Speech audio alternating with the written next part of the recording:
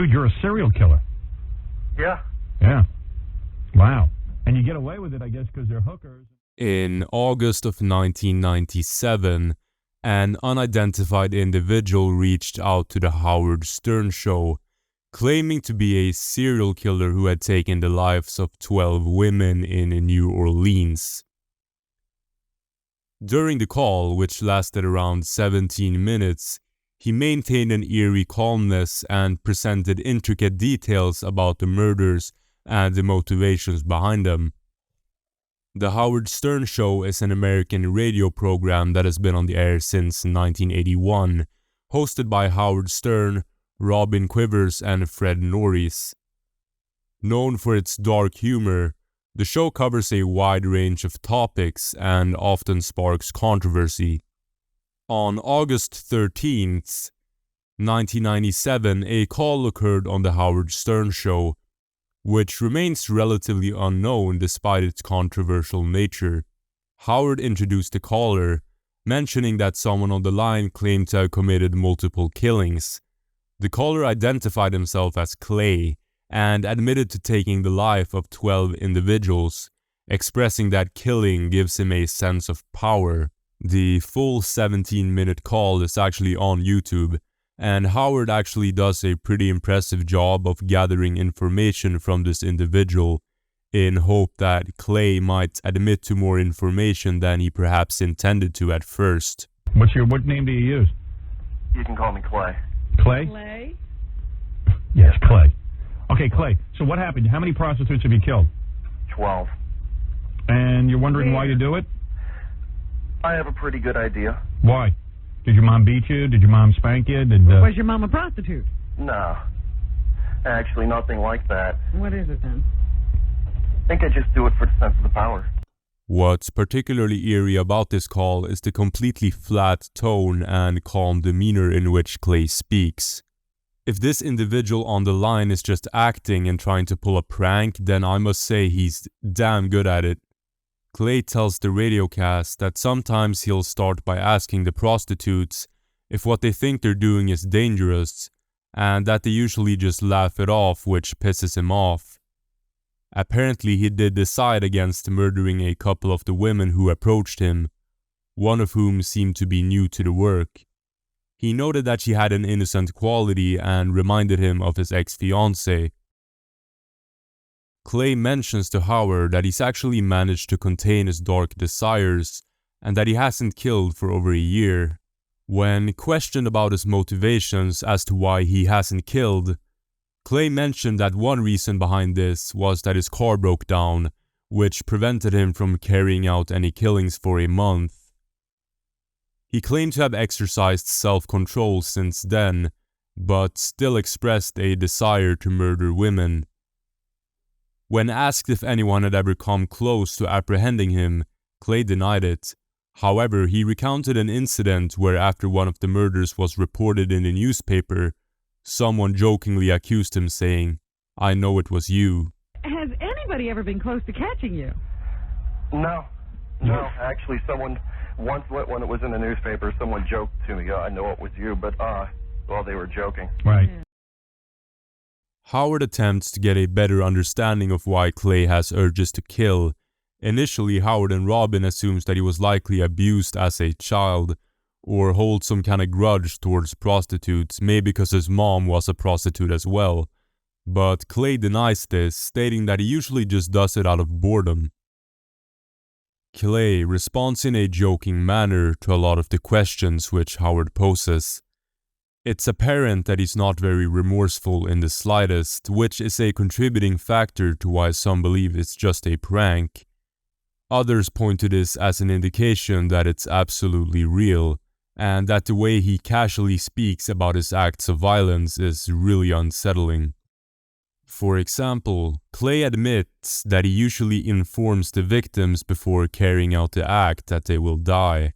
Howard continues by asking for specific details of what that might sound like, and his response will either make you laugh or send chills down your spine. Let's say you're with a woman, right? A hooker. Yeah, Howard. And you say to her, okay, honey, you just had sex and everything. What do you say to her to torment her? How do you break the news to her that she's going to die?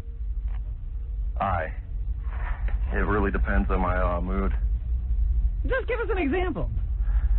Well, if I wanted to, I could just say Baba Booey, but that would be pretty, No, come on, be serious. What do you say to him? Perhaps this non-serious response was a hint from the caller that it was a prank. But Howard quickly interrupts Clay and asks a follow-up question. No, come on, be serious. What do you say to him? I can say you're going to die. And then what do they do? I like to articulate a little more than that. Mm-hmm.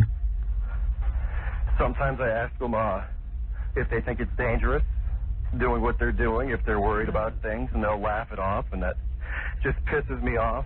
Right. And then you go ahead and you kill him. Yeah. You know, it's really not hard to imagine that some guy would just, out of boredom, call into the show and, you know, put on an act to, like, try to get some airtime or try to be funny, try to get a reaction out of the host. But it's just the intricate details that really make you question if it's authentic or not. Clay mentioned that one of his victims was a transvestite and that he didn't know but put the money in a compromising place. Now, after you kill somebody, do you play with the body? Actually, the closest I've ever done to that is I always make sure I pay them and I make sure they keep their money. Oh, really? When they're still alive, but with one of them I did put the money in a compromising place. I see. But that was, this one, you know, it had a penis. Oh, really? It was a guy. Yeah, I didn't know at first. And another thing which stands out quite a bit is that he mentioned that he always makes sure to give the victim their money before killing them. It's almost symbolic in a way. It honestly does sound like something a serial killer would do. This call doesn't give the impression of being an obvious prank. The level of detail shared by Clay is graphic enough without being excessively sensationalized, and Clay doesn't appear to be putting on an exaggerated psychopathic persona, and his responses towards Howard's questions are smooth, but not overly rehearsed. It seems like Clay is making the call for his own satisfaction and doesn't really care about others' opinions. He even corrects Howard on a few details, such as clarifying that he was 16 when he committed his first murder, not that his first victim was 16 years old. So after you killed the first 16-year-old, like you finished. No, I was 16. Oh, that's right. I'm sorry. She was. All right. So you finished with your sexual gratification, and then you. Not always, no. Not always. You don't even want to get laid sometimes. No, You just want to kill. I'm just bored. Right. But does the killing sexually satisfy you in some way? I can't believe Ed McMahon's not laughing. I've eaten off thinking about it later. Yeah. What are you saying? That's about it. He's pleasured himself thinking about it later. Oh, he has. The consistency in Clay's story suggests that he is serious about his claims. His emphasis on correcting the host's details indicates that he genuinely cares about accuracy, which would be expected if he were telling the truth. It's possible that Clay made the call to either boast about his crimes or to experience the thrill of placing himself in the spotlight. However, it is also worth noting that such behavior could potentially lead to his capture. While it's an uncommon event, it's conceivable that Clay could indeed be a serial killer who derived satisfaction from appearing on the Howard Stern show. When this incident was discussed on Reddit, users began searching for unsolved murders that aligned with the details Clay provided during the call. They came across a story that matches the description. Known by the nickname given to an American serial killer who targeted vulnerable individuals, such as sex workers and drug addicts, predominantly women in New Orleans, Louisiana. According to information available on Wikipedia, this serial killer was responsible for at least 24 homicides. During the investigation, 2 distinct suspects were under consideration, with one of them being convicted for a single murder. This development led investigators to believe that multiple perpetrators were involved in the crimes. Several parallels can be observed between these murders and the ones claimed by Clay. For instance, a significant portion of the victims were African American women involved in sex work. Additionally, some of the victims' remains were discovered after a considerable period of time had passed. The timing of the murders aligned with Clay's claims of committing his last murder around the same time they ceased in 1996. Additionally, a significant piece of evidence that raises suspicions is the announcement made during a press conference in 1995, where Victor Gant, a 33-year-old black police officer, was identified as the primary suspect. Clay's mention of a black police officer being arrested for some of the murders he had committed adds further weight to the potential connection between his claims and the ongoing investigation. You're a white guy?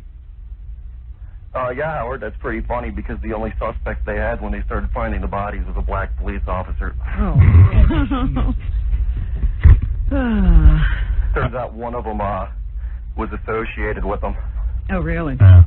Victor, who matched the description provided by a surviving victim, could potentially be linked to that specific attempted murder. However, considering the significant number of details that align between Clay's claims and the unsolved cases in the New Orleans area, it raises the possibility that Clay might be responsible for some of these murders. Alternatively, these unsolved murders could have served as inspiration for Clay's prank call. Another person of interest in the investigation was Russell Elwood, who was actually convicted and sentenced to life in prison without parole for one of the murders in 1999. It is highly unlikely that Clay and Russell are the same person, because the call was made on August 13th, and Russell was already incarcerated by that time. The presence of multiple suspects and the resemblance between Clay's narrative and the unsolved cases indicate the need for a thorough investigation to determine any potential connections and establish the truth behind Clay's claims. This call actually caught my interest before I even started making videos, and I read all the comments, so drop your own thoughts in the comment section. Is it authentic or is it just a prank? For me personally, although it's hard to decide, I would have to assume it's fake. Perhaps it was actually staged by the podcast and the radio host was in on it. Just an observation, although it wouldn't shock me all that much if it was real either. But nonetheless, thank you for watching this episode of Horror Vault.